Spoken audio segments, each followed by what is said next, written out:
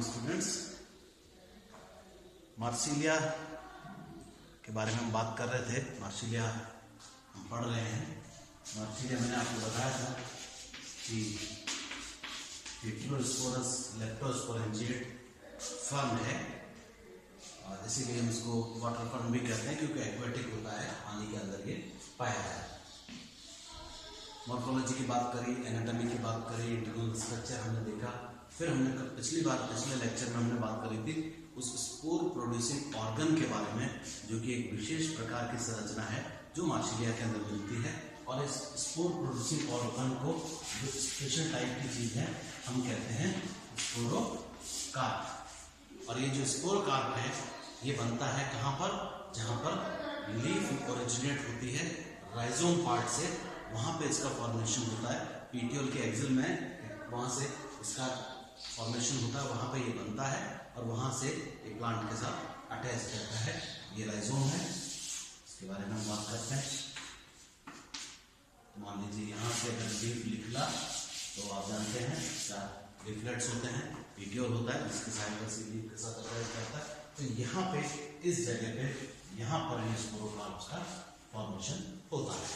Arrangement मैंने बताया था कि लीनियर हो सकता है, लाइन से लगे हो सकते हैं जैसे हमने बात करी थी, या एक पर्टिकुलर पॉइंट पे हो सकते हैं, सारे अपने अपने स्टॉक के साथ यहाँ पे जुड़ सकते हैं, या सारे आपस में फ्यूज करके एक कॉमन स्टॉक के साथ जुड़ सकते हैं। इस तरह से इसका फॉर्मेशन होता है। तो ये जो अरेंजमेंट है ये किसी भी तरह का हो सकता है, ज्यादातर स्पीशीज के अंदर एक कॉमन पॉइंट पे ये सारे मिलते हैं। तो ये जो स्पोरोकार्प है इसका फॉर्मेशन क्या के लिए होता है? स्पोर के फॉर्मेशन के लिए। और स्पोर किसके बनते हैं, किसमें बनते हैं? बीजाणुधानी में। हमको पता है कि जो स्पोरेंजियम होते हैं, बीजाणुधानी जिसको हम कहते हैं, उसके अंदर इसका फॉर्मेशन होता है। लेकिन मैंने आपको बताया कि ये जो मार्सिलिया है ये किस तरह का है? हेटेरोस्पोरस है। हेटेरोस्पोरस। हेटेरोस्पोरस का क्या मतलब होता है? विषम बीजाणु है। विषम बीजाणु का मतलब होता है एक से अधिक प्रकार के बीजाणु का यहाँ पर फॉर्मेशन होगा। मीन्स दो तरह के बीजाणु बनेंगे। मैंने आपको बताया था कि जो हेटेरोस्पोरस होते हैं बेसिकली दो तरह के बीजाणु बनते हैं। एक लघु बीजाणु कहलाते हैं, एक गुरु बीजाणु कहलाते हैं। जो लघु बीजाणु होगा उसको हम कहेंगे माइक्रोस्पोर, और जो गुरु बीजाणु होगा वो कहलाएगा मेगास्पोर। और ये जो लघु बीजाणु है और गुरु बीजाणु है ये जिन बीजाणुधानियों में बनेंगे उनको भी हम क्या कहते हैं? लघु बीजाणुधानी कहलाती है, जिसमें लघु बीजाणु का फॉर्मेशन होगा, और गुरु बीजाणुधानी कहलाती है जिसके अंदर गुरु बीजाणु का फॉर्मेशन होगा। तो माइक्रोस्पोर हमेशा माइक्रोस्पोरेंजियम के अंदर बनेगा, और मेगास्पोर हमेशा इसमें बनेगा मेगास्पोरेंजियम। ये जो माइक्रोस्पोरेंजियम और मेगास्पोरेंजियम है ये अलग अलग होती हैं, और इनके अंदर माइक्रोस्पोर हमेशा माइक्रोस्पोरेंजियम में बनेगा, मेगास्पोर मेगास्पोरेंजियम में बनेगा। लेकिन माइक्रोस्पोरेंजियम और मेगास्पोरेंजियम ये दोनों इसी स्पोरोकार्प के अंदर होंगे। इसका डेवलपमेंट हमने देखा था, तो मैंने आपको बताया था कि जब हम HLS काटते हैं तो HLS में कैसे दिखाई देता है? तो वहाँ इंड्यूसियम दिखाई देता है, आउटरमोस्ट लेयर इस तरह से, और इस इंड्यूसियम में हमने देखा था कि यहाँ पर इसका अरेंजमेंट है बीजाणुधानियों का। और बीजाणुधानियों का अरेंजमेंट भी कैसा है? जो मेगास्पोरेंजियम है, गुरु बीजाणुधानी है, वो हमेशा कहाँ पर होगी? टॉप के ऊपर। तो यहाँ पर तो होगी मेगास्पोरेंजियम, और ये जो माइक्रोस्पोरेंजियम होंगे ये साइड में लगे हुए, दोनों तरफ एक एक आप देखेंगे, आपको इस तरह से इसके अंदर दिखाई देंगे। इस तरह से खूब सारे ये बीजाणुधानियां लगी हुई रहती, सोराई जिनको हम कहते हैं, क्योंकि ग्रुप है स्पोरेंजियम का, बीजाणुधानियों का समूह है। तो इसके अंदर मेगास्पोरेंजियम टॉप पे लगता है और नीचे ये रिसेप्टेकल है, और इसके दोनों तरफ यहाँ पर क्या लगते हैं? Microsporangium. This is the indusium layer जो इसको कवर करके रखती है मेगास्पोरेंजियम और माइक्रोस्पोरेंजियम। तो मेगास्पोरेंजियम में बनेगा, माइक्रोस्पोरेंजियम में बनेगा। लेकिन माइक्रोस्पोरेंजियम और मेगास्पोरेंजियम दोनों इसी एक ही स्पोरोकार्प के अंदर बनेंगे। तो थोड़ा सा बात कर लेते हैं कि मेगास्पोरेंजियम कैसा होता है, कैसे उसके अंदर मेगास्पोर बनता है, और कैसे माइक्रोस्पोरेंजियम होता है उसके अंदर कैसे माइक्रोस्पोर का फॉर्मेशन होता है, उसके बारे में थोड़ा सा बात कर लेते हैं। बेसिकली हम स्पोरेंजियम के डेवलपमेंट की बात कर रहे हैं। Development of sporangium, development of sporangium. देखिए बीजाणुधानी वो चाहे माइक्रो बीजाणुधानी है, गुरु बीजाणुधानी है या लघु बीजाणुधानी है, उसका जो डेवलपमेंट होगा वो हमेशा कैसा होगा, लेप्टोस्पोरेंजिएट टाइप, लेप्टोस्पोरेंजिएट टाइप। लेप्टोस्पोरेंजिएट टाइप का क्या मतलब होता है, मैंने आपको जब जनरल कैरेक्टर्स पढ़ाए थे तो मैंने आपको बताया था कि बीजाणुधानी का जो विकास होता है वो दो तरीके से होता है, एक होता है यूस्पोरेंजिएट टाइप, एक होता है लेप्टोस्पोरेंजिएट टाइप। यूस्पोरेंजिएट वो होता है जो लोअर टेराडोफाइट्स के अंदर मिलता है, जिसमें बीजाणु मात्र कोशिकाओं का समूह मिलकर बीजाणुधानी का निर्माण करता है। जो बीजाणुधानी है वो बीजाणुधानी मात्र कोशिकाओं का एक समूह होगा जो मिलके इसका ग्रुप ऑफ मदर सेल्स वो मिलके जब बीजाणुधानी का निर्माण करते हैं तो वो यूस्पोरेंजिएट कंडीशन कहलाता है। उसी के एडवांस फॉर्म है लेप्टोस्पोरेंजिएट कंडीशन। मीन्स जो पूरी बीजाणुधानी है हमारी, उस बीजाणुधानी का जो निर्माण है वो एकमात्र कोशिका से होगा, सिंगल मदर सेल जो है पूरी स्पोरेंजियम बीजाणुधानी का, वो चाहे माइक्रोस्पोरेंजियम है चाहे मेगास्पोरेंजियम है, दोनों के अंदर डेवलपमेंट एक सही है कि जब एक mother cell, single mother cell, ये एकमात्र कोशिका है, सिंगल मदर सेल जब पूरे बीजाणुधानी का निर्माण करती है तो उस कंडीशन को कहते हैं लेप्टोस्पोरेंजिएट कंडीशन। और ये हेटेरोस्पोरस टेराडोफाइट्स के अंदर मिलता है, हायर टेराडोफाइट्स का मींस एडवांस टेराडोफाइट्स का कैरेक्टरिस्टिक फीचर है। तो यहाँ पर भी जो माइक्रोस्पोरेंजियम बनेगा चाहे मेगास्पोरेंजियम बनेगा, उसका डेवलपमेंट हमेशा कैसा होगा, लेप्टोस्पोरेंजिएट। एक ही मदर सेल होगी, उसी के अंदर रिपीटेड डिविजन होंगे और उन रिपीटेड डिविजन से पूरी बीजाणुधानी मींस जो वॉल है बीजाणुधानी की वॉल लेयर है उसका भी, और उसके अंदर जो माइक्रोस्पोर और मेगास्पोर बनना है, जो टिश्यू बनना है, उस सब का फॉर्मेशन भी सारा इस एक ही मदर कोशिका से होगा। बीजाणुधानी का स्ट्रक्चर अगर आप देखें तो आपको पता है वो किस तरह का है। मैंने आपको बताया था किस तरह की आउटरमोस्ट लेयर है जो इसको कवर करके रखती है और उसको हम कहते हैं इंड्यूसियम। इंड्यूसियम है, इस इंड्यूसियम के अंदर यहाँ पर डेवलपमेंट होगा। कैसा होगा डेवलपमेंट, कैसा होगा, यहाँ पे तो बनेगी गुरु बीजाणुधानी और दोनों तरफ आप देखेंगे क्या दिखाई देगी आपको, क्या बनेगी, लघु बीजाणुधानी। ऊपर तो गुरु बीजाणुधानी और नीचे लघु बीजाणुधानी। इसका जो डेवलपमेंट होता है वो सेम ही होता है, सेम मीन्स वहां तक सेम होता है जहां पर स्पोर का फॉर्मेशन होगा।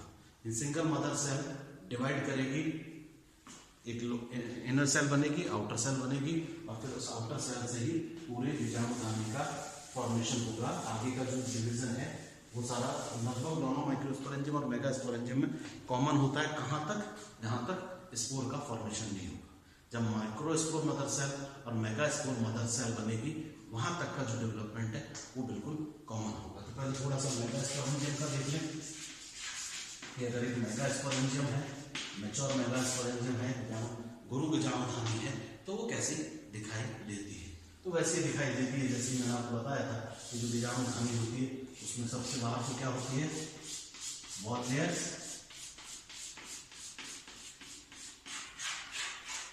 और अंदर क्या होगा, अंदर वो टिश्यू होगा जो कि मेगास्पोर और माइक्रोस्पोर को जन्म देगा। तो यहाँ पर अंदर आप देखेंगे सबसे पहले क्या बनती है, मेगास्पोर मदर सेल। ये तो वॉल लेयर होगी, वॉल लेयर, और अंदर हो गया सारा आपका मेगास्पोर और माइक्रोस्पोर मदर सेल। और ये चूंकि मेगास्पोरेंजियम है तो यहाँ पर क्या होगी, मेगास्पोर मदर सेल।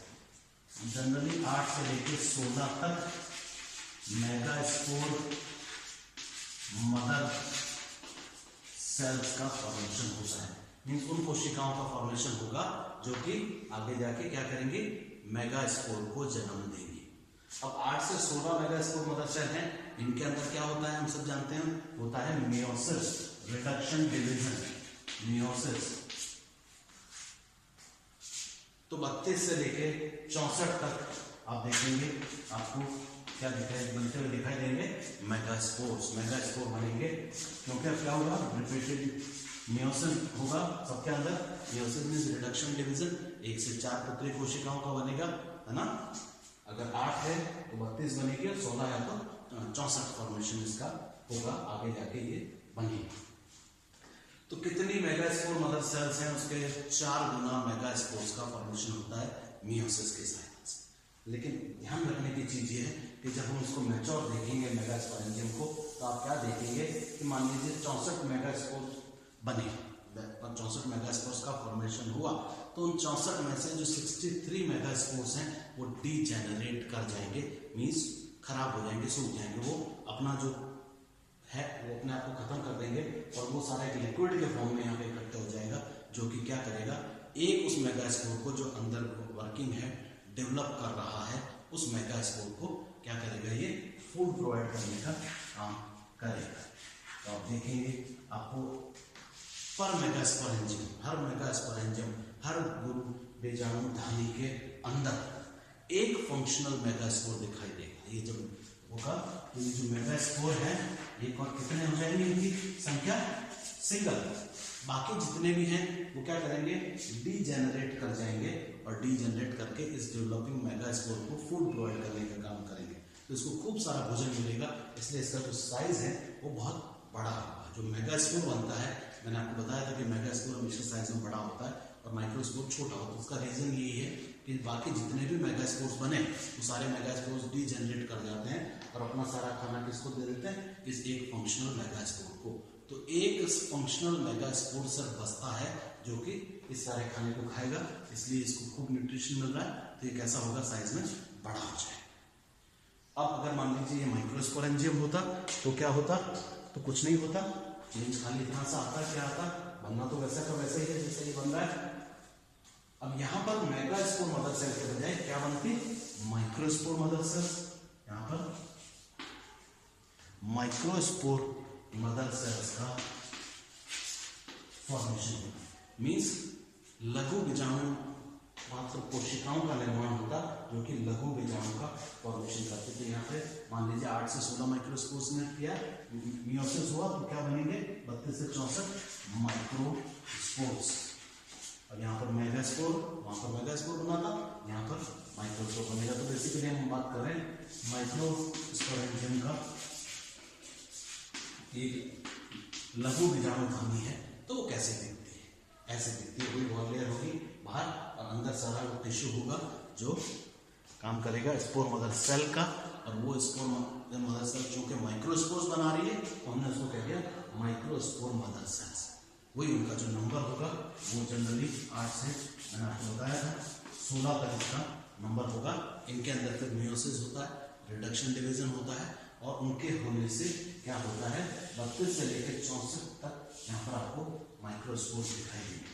देखिए इस तरह से छोटे छोटे खूब सारे माइक्रोस्पोर्स दिखाई देंगे। कितने दिखाई देंगे, मान लीजिए 8 में हुआ 32 होंगे, और ज्यादा में हुआ तो उसी हिसाब से 4 टाइम्स, जितनी कोशिकाएं, जितनी सेल्स के अंदर मियोसिस हो रहा है उसका 4 टाइम्स ये नंबर होंगे। तो खूब सारे माइक्रोस्पोर्स बनेंगे।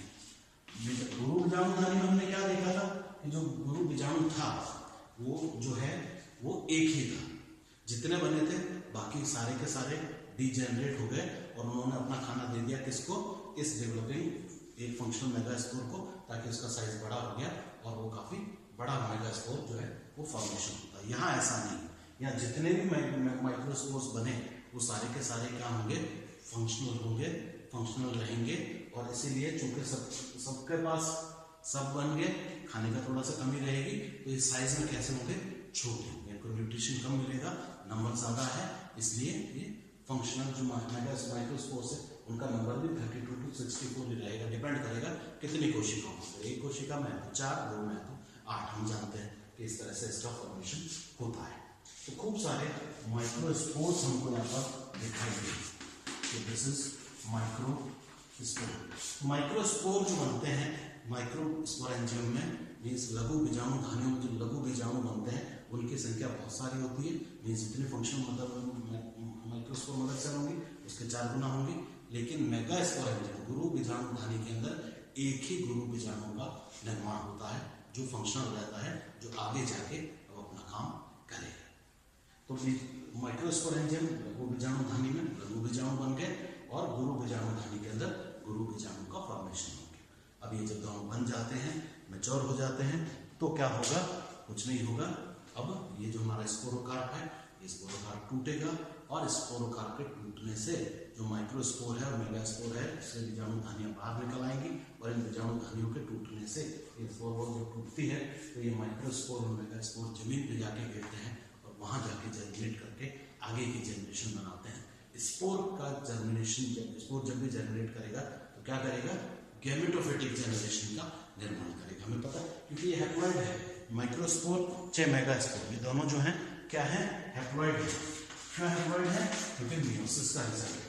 देखिए मियोसिस हुआ, मेगास्पोर या माइक्रोस्पोर मदर सेल डिप्लॉइड होता है उसमें, लेकिन जैसे ही मियोसिस होता है उसकी संख्या जो है क्रोमोसोम्स की वो आधी रह जाती है, मीन्स वो हैप्लॉइड हो जाता है, इट बिकम्स हैप्लॉइड। तो माइक्रोस्पोर और मेगास्पोर जो माइक्रोस्पोरेंजियम और मेगास्पोरेंजियम में बन रहे हैं और ये दोनों एक ही स्पोरोकार्प के अंदर बंद है, जब ये मैच्योर होगा तो स्पोरोकार्प के टूटने से ही बाहर निकलेंगी और बाहर निकल के फिर ये फॉर्म करेंगी गैमेटोफिटिक जनरेशन का। तो development of male and female gametophyte कैसे बनता है, कैसे उसके ऊपर मेल और फीमेल सेक्स ऑर्गन्स का फॉर्मेशन होगा, कैसे वापस फर्टिलाइजेशन से नया प्लांट बनेगा, उसके बारे में बात करेंगे।